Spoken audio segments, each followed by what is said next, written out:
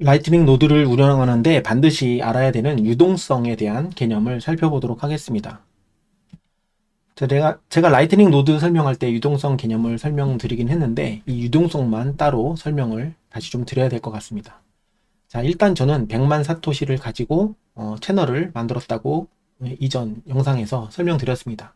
그래서 최종적으로 현재 제 노드에는 맥스로 보낼 수 있는 맥스 리시브 할 수 있는 양이 60만 사토시, 그리고 맥스 샌드 할 수 있는 양이 38만 사토시가 있습니다.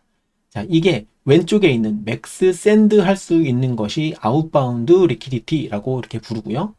그리고 받을 수 있는 유동성을 인바운드 리퀴디티라고 부릅니다. 자, 제가 최초 개설하고 여러 가지 활동을 했을 때에 이 리퀴디티 유동성의 상황을 한번 보겠습니다. 최초 개설할 때 100만 사토시에 해당되는 양을 채널로 만들었습니다. 그래서 제가 제 목적에 의해서 스피드 월렛이라고 하는 곳과 채널 요청을 제가 했고, 채널 요청을 수락했기 때문에 그 채널에 제가 100만 사토시를 98만 사토시를 입금을 해서 이 유동성을 꽉 채워놨습니다. 그러니까 제 은행과 스피드 월렛 은행의 지점 사이에 실시간으로 돈을 주고받을 수 있는 파이프라인을 이렇게 쭉 만든 겁니다. 그래서 이 파이프라인에 돈을 누가 채워요? 채널 개설을 요청한 사람이 이 돈을 채워 넣는 겁니다. 제가 이만큼의 용량으로, 이만큼의 사토시로 당신네 그 은행과 그 개설을 하고 싶습니다. 거래할 수 있는 파이프를 만들고 싶습니다. 라고 하는 게 채널을 오픈하는 개념이에요. 그래서 제가 98만 사토시만큼의 꽉 채워가지고 이게 파이프라인을 만들어 넣었기 때문에 현재 파이프라인에는 꽉 차 있습니다. 어떤 유동성으로 꽉 차 있느냐? 아웃바운드 리퀴디티로 꽉 차게 되는 겁니다. 즉 보낼 수 있는 유동성만 있는 겁니다. 그래서 최초 개설하면 아웃바운드 리퀴디티만 있게 됩니다. 왜냐하면 제가 이 채널을 꽉 채워서 돈을 넣기 때문에 그런 거예요. 자, 그런 다음에 제가 진짜 노드가 동작해? 라고 테스트하기 위해서 스피드 월렛이라고 하는 커스터디형 월렛에 제가 인보이스를 만들고 이 인보이스의 출금을 제가 제 노드에서 했습니다. 그랬더니 어떻게 상황이 바뀌었냐면 받을 수 있는 인바운드 리퀴디티가 70만 사토시가 생겼습니다. 그러니까 꽉 차 있던 것 중에서 70만 사토시를 다른 곳에 보내버렸잖아요. 그러니까 여유가 생긴 거예요. 이 파이프에 이제 100%다 차 있던 이 아웃바운드 리퀴디티 중에서 보낸 만큼의 받을 수 있는 여유 공간이 생긴 겁니다. 그러니까 이 여유 공간을 인바운드 리퀴디티라고 부르면 됩니다. 자, 쉽게 이야기해서 보낼 수 있는 아웃바운드 리퀴디티는 지금 내가 만들어 놓은 채널에 들어있는 돈의 양이고, 인바운드 리퀴디티는 받을 수 있는 돈의 양이다. 이렇게 이해하시면 됩니다. 자, 그런 다음에 제가 스트라이크에 있던 일부 10만 사토시를 다시 제 노드에다가 한번 보냈어요. 그랬더니 보낼 수 있는 아웃바운드 리퀴디티는 10만 사토시만큼 늘었고, 받을 수 있는 인바운드 리퀴디티는 70만에서 60만으로 10만 사토시만큼 줄었습니다.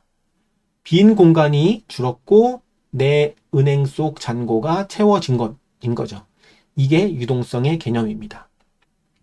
자, 유동성의 개념이 이렇게 됐다라고 보는데, 자, 이게 다른 용어로도 또 설명되는 게 있더라고요.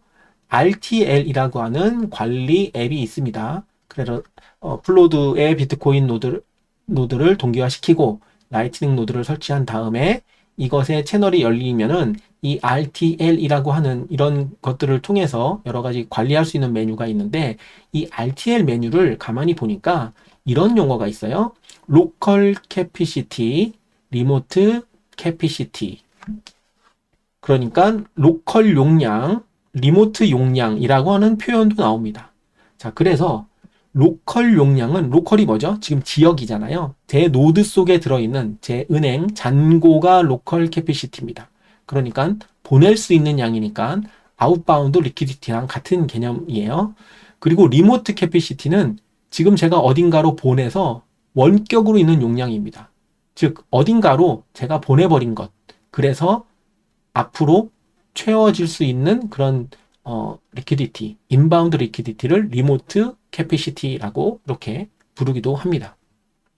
자, 그래서 이렇게 마우스를 이렇게 올리면은 amount you can send, 보낼 수 있는, 내 잔고에 돈이 들어있기 때문에 내가 보낼 수 있는 수량이 38만, 로컬 용량, 보낼 수 있는 양, 현재 LN 노드에 있는 양, 이것을 로컬 캐피시티 아웃바운드 리퀴디티라고 부르고요. 그 다음에 이쪽에 마우스를 올려보면 amount you can receive, 받을 수 있는 양, 리모트 용량, 받을 수 있는 양, 다른 곳으로 이미 보내버려서 공간이 있는 그런 수량을 리모트 캐피시티라고 부릅니다. 자, 그래서 요거를 이렇게 보면 캐피시티, 리퀴디티 이렇게 부르는데 인바운드 리퀴디티 이거는 받을 수 있는 수량이에요. 인바운드, 받을 수 있는 거, 이것은 리모트 용량과 같은 개념입니다. 그래서 이게 뭐 바뀌었네요. 네, 이게 화면이 좀 바뀌었는데, 그럼 아웃바운드 리퀴디티는 뭐죠? 보낼 수 있는 용량입니다. 그래서 리모트 용량, 인바운드 유동성은, 여기 잘못됐어요. 인바운드 유동성은 리모트 용량이라고도 부르고 받을 수 있는 양이고 내가 이미 다른 곳으로 보내서 내 채널에 비어있는 것이라고 보면 되고요. 자, 이거는 아웃바운드 유동성이에요. 제가 잘못 적었어요. 아웃바운드 리퀴디티는 로컬 용량이라고도 부르고요. 보낼 수 있는 양이고 현재 제 나의 LN 노드에 들어있는 잔고가 아웃바운드 리퀴디티입니다. 그래서 헷갈리시면 안 됩니다. 자, 한 번 더 정리를 해보면, 자, 유동성의 종류는 아웃바운드 유동성, 인바운드 유동성, 아웃바운드 리퀴디티, 인바운드 리퀴디티. 아웃바운드 리퀴디티는 리모트 캐피시티, 인바운드 리퀴디티는 로컬 캐피시티라고, 이게 로컬 캐피시티, 이게 리모트 캐피시티라고 보면 됩니다. 자, 용어가 조금 헷갈리는데 저도 말을 하면서 약간 좀 헷갈리게 말씀드린 게 있는데 이거 잘 참고해서 들으시기 바랍니다. 자, 다시 한번 정리를 해보면 최초 노드 구축 후에 채널을 열면, 내가 채널 요청을 해서 열게 되면 이 돈을 누가 채운다? 채널을 요청한 사람이 채우기 때문에 로컬 용량만 100%, 즉 아웃바운드, 보낼 수 있는 것만 내 돈으로 꽉 채워져 있는 겁니다. 자, 이런 경우에 다른 곳으로 50%를 보내버리면 아웃바운드 유동성이 50% 줄고 인바운드 유동성, 보내버렸으니까 이제 받을 수 있는 공간이 50% 남는다는 개념입니다.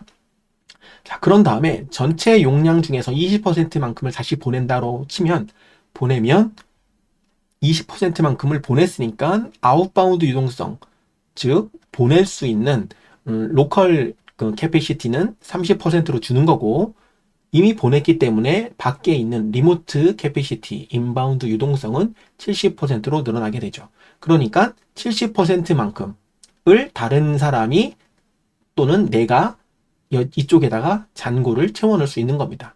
그러니까 아웃바운드 유동성은 내 통장의 잔고, 인바운드 유동성은 내 잔고를 채워넣을 수 있는 양, 이렇게 보면 됩니다.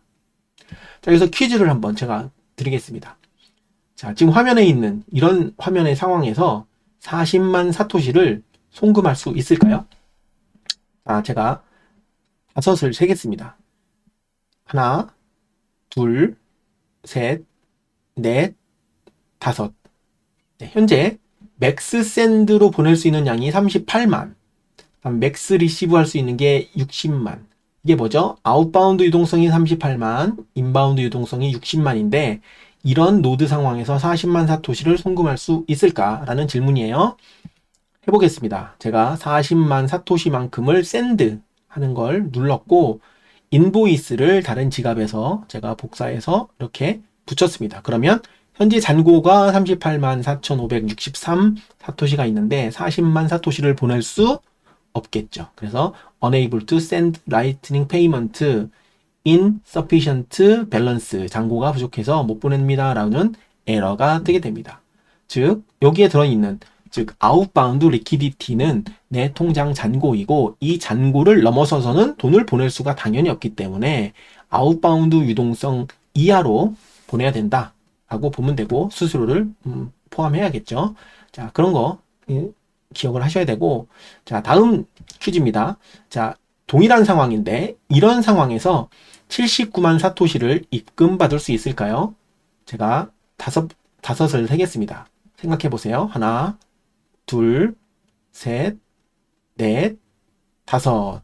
자, 현재 보낼 수 있는 아웃바운드 리퀴디티는 38만, 받을 수 있는 인바운드 리퀴디티는 60만, 멀리 떨어져 있는 리모트 캐피시티는 60만, 현재 내 잔고에 있는 로컬 캐피시티는 38만이에요.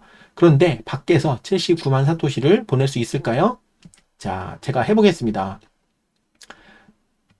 80만 사토시라고 되어 있는데 이거는 뭐 스크린샷을 제가 잘못 찍은 것 같아요. 일단 79만 사토시만큼의 인보이스를 제가 발행했습니다. 자, 80만도 상관없죠. 발행을 했어요. 발행을 해서 이제 79만이라고 보고 이 인보이스를 제가 스캔을 했습니다. 이제 스캔을 했고 샌드를 눌렀습니다. 제가 이제 스피드 월렛을 사용을 하게 했는데, 자, 샌드를 눌렀어요. 일단은 페이먼트 프로세싱 업데이트라고 해서 이런 화면이 나와서 일단 화면은 넘어갔습니다. 앱에서 화면은 넘어갔고, 자, RTL이라고 하는 화면에서 인보이스 이렇게 보낸 항목이 있고 이런 것이 이렇게 들어와 있습니다. 그리고 여기 보면 어마운트 세틀드라고 하는 화면이 뱅글뱅글 돌면서 아직 처리가 안 됐기 때문에 이런 화면이 돌아요. 자, 시간이 조금 지나고 나니까 어떤 식으로 결정이 났냐면, 제가 이게 스피드 월렛의 그 트랜잭션입니다. 자, 이렇게 했고 79만 그 인보이스, 사토시만큼의 인보이스를 받아서 제가 센트를 했습니다. 그래서 일단은 79만 사토시가 나갔고 네트워크 수수료로 2사토시를 지불했어요. 그래서 79만 2사토시가 나간 것으로 이렇게 되어 있는데, 지금 보면 9시 59분에 나갔어요. 그런데 10시 3분에 다시 되돌아옵니다. 어떤 명목으로? 리펀드. 그래서 79만 사토시가 리펀드 됐고 네트워크 피도 리펀드가 됐습니다. 네. 그래서 용량, 내가 운영하고 있는 라이트닝 노드에서 받을 수 없는 용량을 누군가가 보내면 다시 이렇게 리펀드 된다. 이런 화면을 제가 설명드리려고 캡처를 했습니다. 자, 그래서 결론적으로 라이트닝 노드를 운영할 때 어떤 걸 참고해야 되냐라는 것 마지막으로 정리를 해보겠습니다. 자, 먼저 라이트닝 노드를 왜 구축하려고 하는지 이 목적이 중요합니다. 저 같은 경우에는 뭐 라이트닝으로 지금 물건을 뭐 많이 제가 소비하는 패턴상 뭐 그렇게 소비를 많이 할 게 없어요. 그리고 그게 금액이 워낙 짠돌이로 살기 때문에 크지 않아서 그냥 커스터디형 지갑에다 넣어놓고 써도 크게 문제는 안 됩니다. 저 같은 경우에는 이 연습 삼아서 해보는 것도 있고, 나중에 10년 뒤, 20년 뒤에 비트코인 스탠다드가 가까워질수록 이 라이트닝 노드에 대한 이런 그 운영 노하우가 너무 중요할 것 같은데, 그때 가서 큰 금액이 됐을 때 비트코인 뭐 개당 막 100억이 되고 이러면 손이 막 덜덜덜 떨릴 거 아니에요. 그래서 지금 비교적 그 수수료라든가 기타 등등이 좀 저렴할 때 한번 해보자라는 심산으로서는 한 것이기 때문에 저의 노드 구축 목적은 찍먹입니다.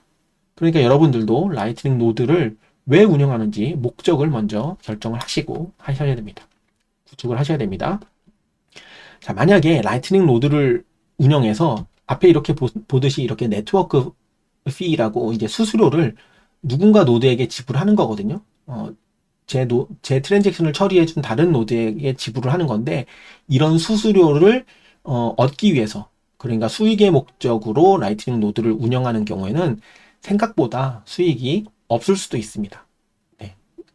굉장히 적을 수도 있기 때문에 이런 부분들을 감안하시고, 라이트닝 노드는 365일 24시간 상시 운영되어야 하기 때문에 풀로드의 안정성이 중요합니다.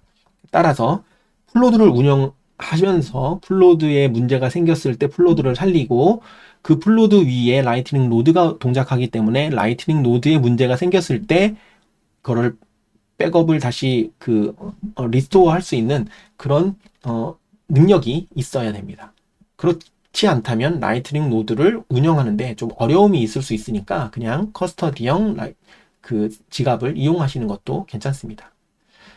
자, 그리고 채널이 오랜 기간 오프라인이 되는 경우에는 채널이 강제 폐쇄가 되기 때문에 그때는 채널 폐쇄에 대한 수수료나 이런 것들도 다 페널티로 먹는다고 그러더라고요. 제가 이제 막 오픈을 했기 때문에 강제 채널 폐쇄된 경험은 없기 때문에 정확하게 말씀드릴 수는 없지만 다른 사람들의 사례를 보면 강제 폐쇄되면 그 페널티를 내가 내야 되고 그래서 온체인의 수수료를 저렇게 남겨놓은 것이다 라고 저는 예측을 하고 있는 거죠.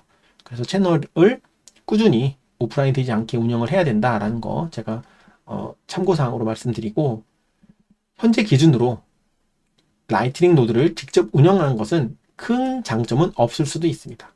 그러니까 실질적인 장점은 없을 수 있죠. 왜냐하면 이런 전송 수수료를 먹기 위한 그러니까 수익 모델로 하기에도 좀 애매하고 그다음에 이러한 여러 가지 지식들도 필요하고 그 다음에 라이트닝을 지불할 수 있는 그런 곳이 그런 상점들이 어마어마하게 많거나 그러지 않기 때문에 그냥 소액을 뭐 월호사나 스피드나 스트라이크에다 넣어놓고 지불하는 것 이걸로도 충분할 수 있습니다.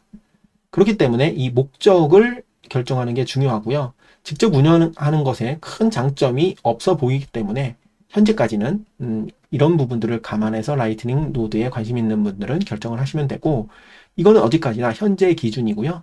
5년 후, 10년 후 상황이 어떻게 될지 모르고 비트코인의 위상이 지금과 10년 후는 많이 달라져 있을 거기 때문에 한 10년 후에 내가 노드를 운영하고 싶은데 그때 가서 개당 100억씩 하는데 덜덜덜덜 수수료 잘못 보내면 어떡하지 라고 하는 그런 긴장감을 가지고 하기보다는 한번 찍먹해서 이런 거구나를 공부하고 경험하는 차원이라면 저는 나쁘지 않다고 봅니다. 그래서 이러한 제가 직접 운영해보고 이렇게 유동성에 대한 내용을 정리하는 이유도 라이트닝 노드에 대한 수요 또는 중요성이 언젠가는 부각될 수 있습니다. 부각이 안 될 수도 있습니다.